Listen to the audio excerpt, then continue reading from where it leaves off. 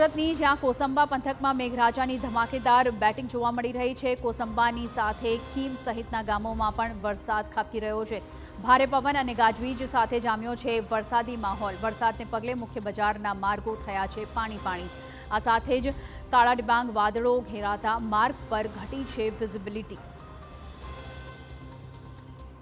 दक्षिण गुजरात सहित सूरत जिला में हवामान विभाग द्वारा रेड एलर्ट जाहिर करवामां आव्युं छे। भारे थी अति भारे वरसादनी आगाही करवामां आवी छे। हवामान विभागनी आगाही वच्चे सूरत जिल्लाना वातावरणमां वधु एकवार पलटो आवी गयो छे।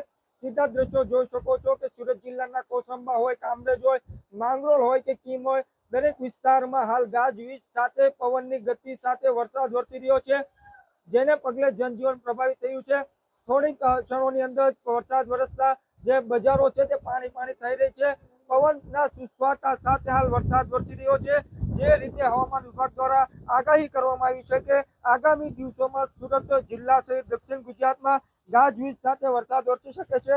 जे हवामान विभागनी आगाही साची ठरी छे। हाल काळा डिबांग वादळो छे, विजिबिलिटी पण डाउन थई गई छे, जेने पगले वाहन चालकोने भारे हालाकी भोगवવાનો वारो આવ્યો છે। જે વાહન ચાલકો છે તે પોતાની પાર્કિંગ લાઇટ અને જે હેડલાઇટ છે તે ચાલુ કરી વાહન ચલાવવા માટે મજબૂર બન્યા છે। તેઓને સતત અકસ્માત થશે તેવો પણ ભય સતાવી રહ્યો છે। ત્યારે જે રીતે હવામાન વિભાગ દ્વારા આગાહી કરવામાં આવી છે, ધોધમાર વરસાદ વધી રહ્યો છે।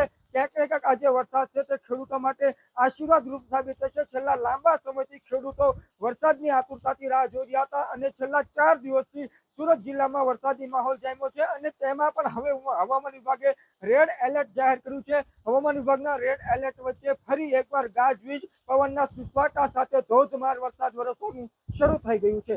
મેહુલ ભોકળવા, TV9 કોસંબા।